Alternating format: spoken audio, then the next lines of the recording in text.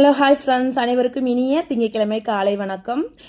இன்னைக்கு கிளீனிங்கில் இறங்கியாச்சு. ஏன்னு கேட்குறீங்களா? நாளைக்கு மார்கழி ஒன்று. இன்னையோட நான்வெஜ்ஜுக்கு டாட்டா பாய். ஒரு மாதத்துக்கு நாங்கள் நான்வெஜ் சாப்பிட மாட்டோம். ஏன்னா நான் மார்கழி பிரம்ம முகூர்த்த விளக்கு போடுவேன்.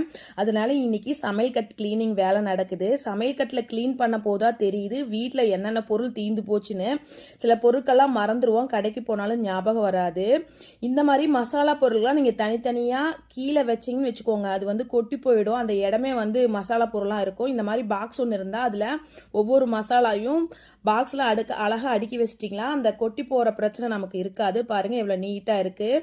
இது மிளகு தூள் பண்ணுறது. இது நான் மீஷோவில் தான் வாங்கினேன். இது ரொம்பவே நம்மளுக்கு யூஸ்ஃபுல்லாக இருக்குது. ஆம்லேட் போடும்போது நம்ம மிளகை இதில் போட்டு தூள் பண்ணி போட்டுக்கலாம். அப்புறம் வீடெல்லாம் நீட்டாக க்ளீன் பண்ணியாச்சு. சமையல் கட்டும் நீட்டாக க்ளீன் பண்ணியாச்சு. க்ளீனிங் வேலை முடிஞ்சிருச்சு. அப்புறம் தான் தெரிஞ்சுது ஆவாரம் பூ ரொம்ப நாளைக்கு முன்னாடி வாங்கி வச்சு காஞ்சே போயிடுச்சு. இதை பொடி பண்ணி வச்சுக்கலாம். இது நான் டீயில் போட்டு கலந்து குடிப்பேன். நம்மளுக்கு பேஸ்ட் பேக்காகவும் போட்டால் இது ரொம்பவே யூஸ்ஃபுல்லாக இருக்கும். நல்ல ஒரு யூஸ்ஃபுல்லான பொருள் தான். சர்க்கரை நோயெல்லாம் இந்த ஆவாரம் பூ பொடி போட்டு டீ குடிச்சிட்டிங்கன்னா வரவே வராது. நீங்களும் ட்ரை பண்ணுங்கள். ஆவாரம் பூ கிடைச்சா விடாதீங்க, வாங்கி பொடி பண்ணி வச்சுக்கோங்க. இது ஃபேஸ்க்கும் ரொம்பவே எஃபெக்டிவாக இருக்கும். ஃபேஸும் நல்லா பிரைட்டிங்காக இருக்கும். அதுக்கப்புறம் நம்ம பெட்ரூமை க்ளீன் பண்ணனால பெட்ரூமை கையோட க்ளீன் பண்ணியாச்சு. நாளைக்கு மார்கழி ஒன்றுனால இன்றைக்கி வீட்டு க்ளீனிங் வேலை போயிட்டுருக்கு. இன்றைக்கி எங்கள் வீட்டில் லெமன் ரைஸ் நீங்கள் இந்த மாதிரி செய்வீங்களான்னு சொல்லுங்கள்.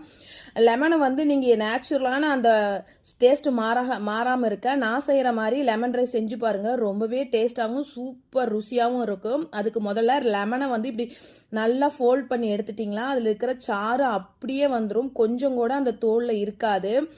லெமன் இந்த மாதிரி நீங்கள் உருட்டி சாறு பிழிஞ்சு பாருங்கள். ரொம்பவே சூப்பராக சாறு இறங்கிடும். அதுக்கப்புறம் நம்ம சாதம் செஞ்சு வச்சுருக்கீங்களா அந்த சாதத்தில் அந்த லெமனை அப்படியே ஊற்றிட்டு நல்லா கிளறி விட்டுக்கணும். இந்த லெமனோட வாசம் அப்படியே அந்த சாதத்தில் இருக்கும். நம்ம போட்டு தாளிச்சோமா அந்த லெமனோட வாசமும் போயிடும், அந்த லெமனோட ஃப்ளேவரும் போயிடும். அதனால நீங்கள் இந்த மாதிரி செஞ்சு பாருங்கள்.